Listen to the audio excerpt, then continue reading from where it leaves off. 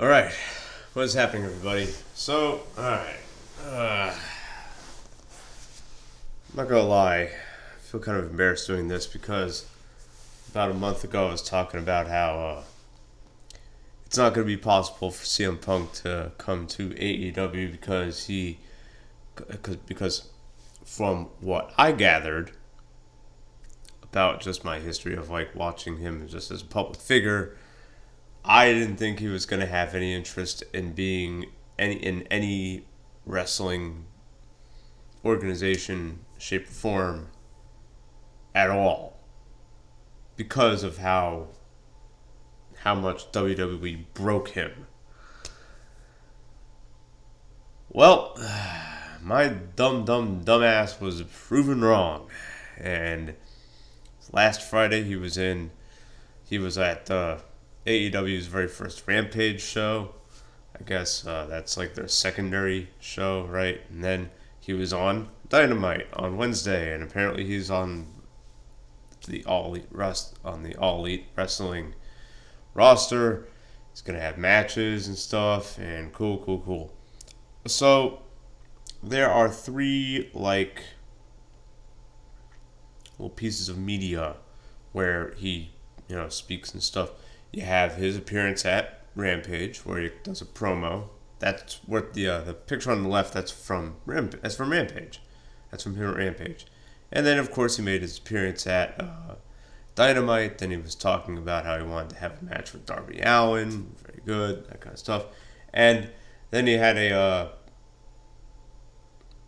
thing with Tony Khan on AEW's website. I forget what it was called.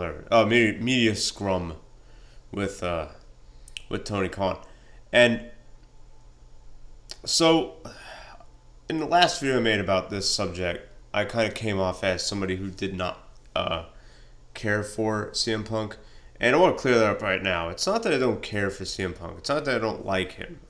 He seems to know what he's doing. Okay, I just want to get that out of there. He knows what he's doing. He enjoys. I guess he enjoys the business again. Good for him. Excellent. But my question still stands. So CM Punk is. Oh, it's just. Whoops. Let me change this. This here. CM Pink. Not CM Punk. There we go. My bad. CM Punk or CM Pink. No, it's CM Punk. Anyways, yeah. So my question still stands. Now what? Same with Bryan Danielson. Hey, he's gonna be coming into AEW too. Punk kind of like hinted at that on Wednesday. He was like, just wait a little while for the other guy.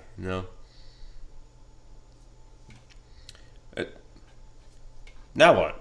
So what? Punk goes, oh, there's a lot of young guys who I wanted to work with a decade ago who I couldn't work with, and now I'm working with them now. Yeah. So they can't work with each other. Like we can't have like a good Darby Allin and MJF program. That would be a lot more captivating than a CM Punk and MJF and a Darby Allin program to me, anyways. And here's the thing about Punk is that he knows his place. So in his promo on I think Rampage, he was like, "Oh, to anybody who didn't really like the decision that I made, I understand that, but understand that I just could not be in WWE any longer. That WWE like just destroyed my soul, that kind of stuff." Which it's good that he kind of said that, which is great. I kind of wish he talked about how being in mixed martial arts was a mistake, because that's what I was truly upset at him for. It wasn't because he wasn't going back to wrestling. If someone wants to take a significant amount of time off wrestling, they can do that now. You know what I mean? It's what I call the Terry Funk effect. It's someone who, it's like retirement doesn't really exist in wrestling because it's not dependent on you performing like the same athletic tasks uh, in every instance. You know what I mean? Like in football, you need to be able to perform at that level for a certain amount of time, and usually when you hit like your mid 30s or early 40s, you're done. Same with baseball and basketball and hockey. Uh, in my sport, bowling, yeah, you could do that until you're like your 60s or 70s, but that also has a, what I mean, with wrestling and entertainment and sports entertainment, whatever you want to call it, you can be in your 70s and just take like a bump and you're a performer. You know what I mean? Or you can, just be on the mic for certain guys, and that's also performing. You know what I mean? So you can even have matches where you do a limited amount of work in the match, and the other guy carries you, and that's still you being on the active roster. We're seeing that with Sting now. You know what I mean? So, and we've seen that with Terry Funk. I hope he's okay because he's in his early 70s now, and he's you know what I mean. But a decade or two ago, when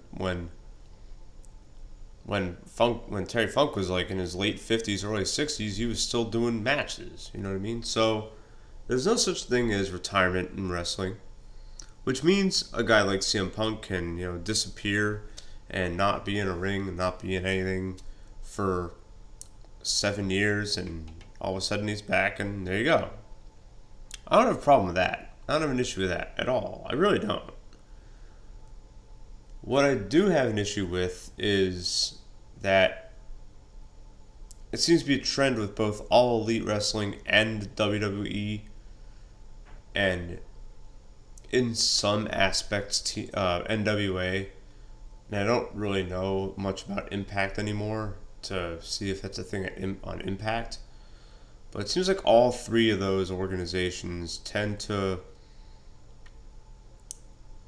they look to those who have already been established first before they look to establish younger guys. The average age of all four of AEW's heavyweight title holders that they've had to date. So Jericho, Moxley, who else? And Omega, right? It's all three of them. Yeah, all three. There's only three of them in the last 2 years. So the average age of all three of those, is Jericho was 49 when he had the title, and then Moxley was like 35, and Omega, I think he's 37. So the average age of all three of those is 41. Now, 20 years ago, it was preposterous for anyone in their 40s to even have a title. Okay? 20 years ago in 2001.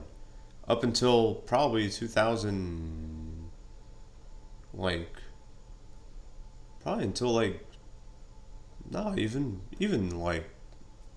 up until 18 or 17 or 18. It was preposterous for anyone to be that old and to have titles. Now they could be in decent, in high level stuff, high level programs, high level matches, high level, upper card, whatever you want to call it, upper card events. But you'd never go to somebody and be like, yeah, you're in your 40s, yeah, here, have the title. You know what I mean?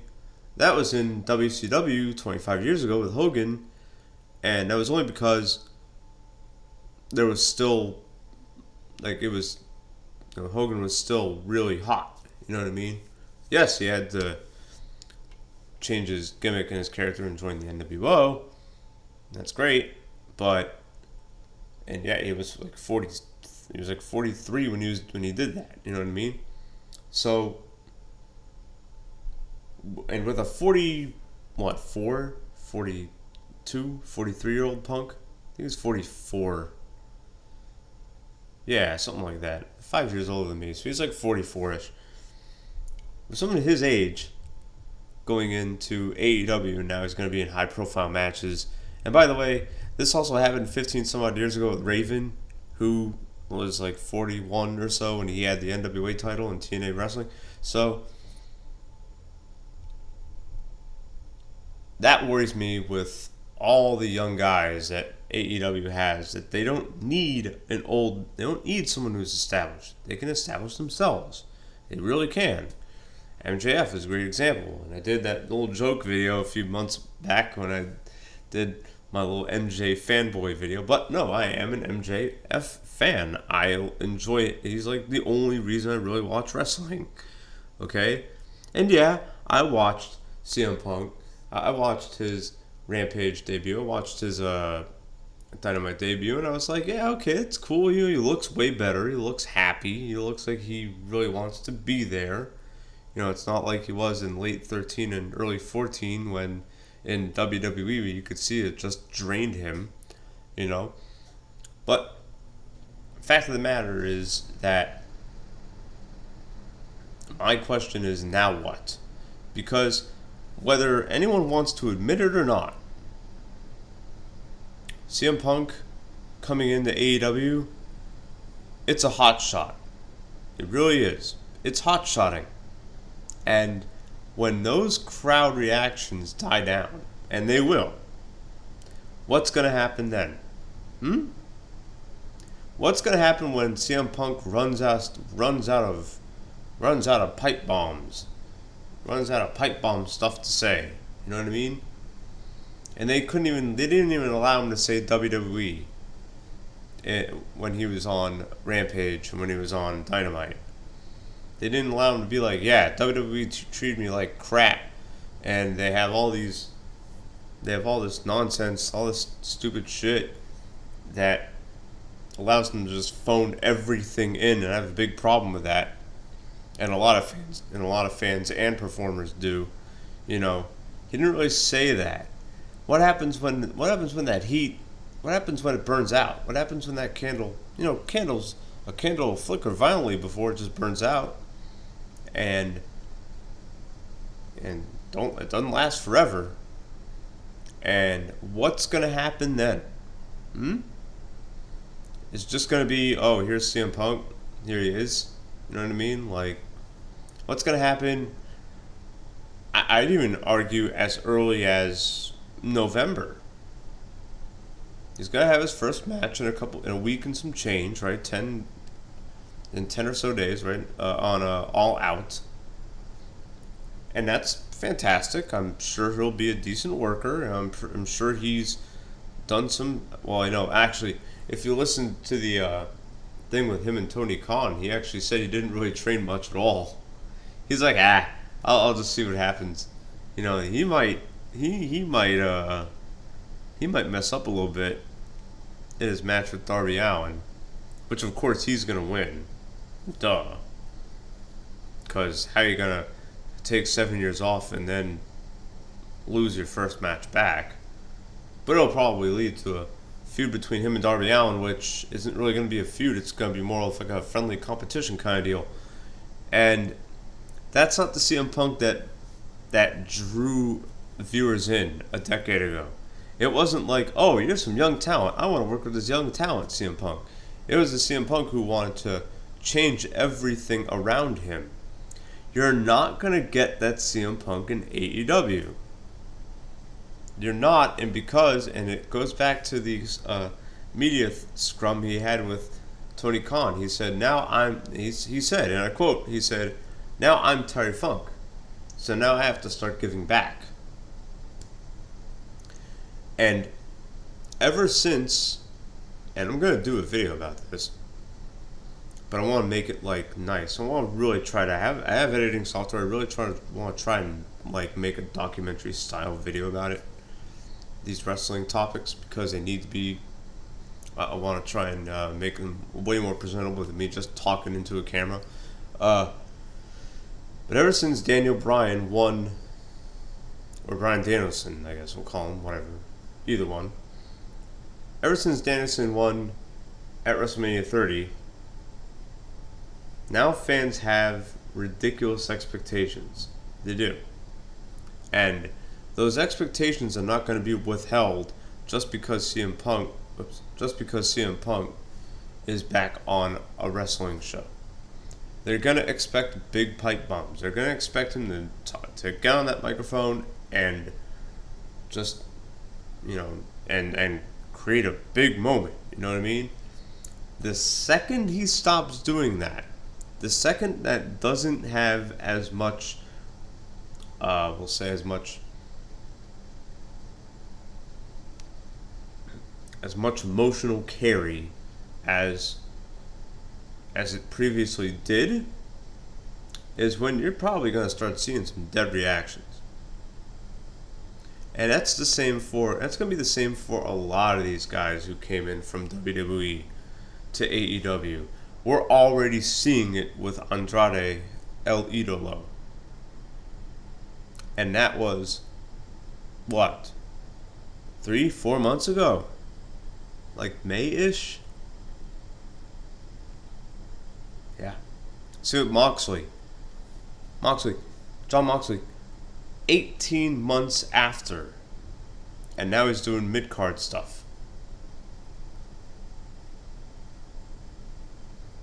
This stuff doesn't last forever, man. And that's why I'm saying, now what? What's going to happen now? Because that stuff, it'll wait, because it's going to wear off. And when it wears off, you're going to start seeing those secondary effects. And you're going to start seeing AEW become very predictable. A lot of their shows are going to be very forgettable. And not nearly as god-awful as WWE, which I have not watched ever since the Jimmy Uso thing. And now I definitely don't want to watch because Logan Paul, I don't want to talk about that. I do watch the clips on YouTube from WWE. That's about it. And I saw that Logan Paul made another appearance. Serious? What the hell? Anyways, yeah. So it's and my concern, my worry is that this is going to wear out its welcome way sooner than a lot of fans think. And it's going to lead a lot of fans to just shrug and be like, okay, CM Punk is here, cool. We got the pipe bombs, awesome. Now what? And that's going to be a question that hopefully, because I do enjoy AEW more than WWE now. I'm not a fanboy. I'm not gonna. The only reason I don't care for WWE is because of the dumb decisions they make.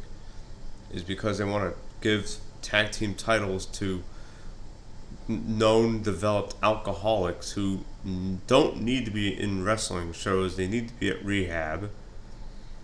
And they want to feature probably one of the worst people on the planet to come down the pike in the last 15 years, Logan Paul and his brother Jake, they're just despicable human beings who no one should ever be a fan of, who they use people for money and then they laugh about it like assholes. You know what I mean? If WWE didn't do so much questionable shit, I'd still be a fan of them. Now, maybe time will tell if AEW starts doing that, which might actually happen. And of the three between AEW, NWA, and WWE, NWA has been my favorite for the last 2 years. I enjoy everything that NWA puts out. I don't have a Fight TV subscription to watch Power, but if I did, I'd be watching Power every Tuesday. But I follow NWA's product a lot, and it's way better than both WWE and AEW because it brings things back to what they used to be, which is something that CM Punk also mentioned. He mentioned that he wishes there were territories again. That's something I agree with him very much on. And he says that a lot of the established guys who are more established than him, like the older guys, they say that, yo, you're 20 years younger than you should have been. You know what I mean? If you were born, you're literally the wrong generation. Wrong generation, that kind of stuff. So, you know, makes sense. Anyways, let me wrap this up by saying it was cool to see CM Punk back. I'm glad he looks better. I'm glad he's not miserable. I hope this turns into a good 4 or 5 years that we can see of good quality CM Punk matches and segments and stuff. But if it only lasts 4 or 5 months instead of 4 or 5 years, don't say I didn't tell you so. Don't say I didn't warn you. Don't say that I didn't think it was going to happen, because I had an idea it was going to happen. Same with Bryan Danielson. When Bryan Danielson comes in, I'm going to make the same video about him. Also, there's a good possibility maybe that Punk's wife, April Mendez, AJ Lee, could possibly come into AEW. That would be pretty cool too. I would not mind that. That'd be okay. But I don't know. Maybe jury's still out on that. Either way. Also, the Colt Cabana thing. I forgot about that. How's that going to work out? Because that was another thing. That's two things I'm really mad. Two things I really can't forgive Phil Brooks for. Is that him trying to get into mixed martial arts in his late 30s, taking away opportunities from so many other young dudes who want to get into that, and that's not easy to get into. And Punk is just like, hey, you remember me from wrestling? I could probably do MMA too. And then he loses twice in a row and gets paid way more than the people who beat him, by the way. That irked me 5 years ago. It still irks me now. And him suing Colt Cabana. That is dumb. And now him and Colt Cabana are in the same organization. Oh no, man. So that's some risky business, but we'll see what happens. Anyways, I am done. Thank you for listening. Thank you for watching. Stream tomorrow. It'll be about 8 o'clock. It'll be what I call back to school special stream, because school's back in like crazy. And so I'm going to play River City Ransom and River City Girls. That's going to be pretty cool. So I can't wait to do that. All right, I'll see you then. Take care, everybody.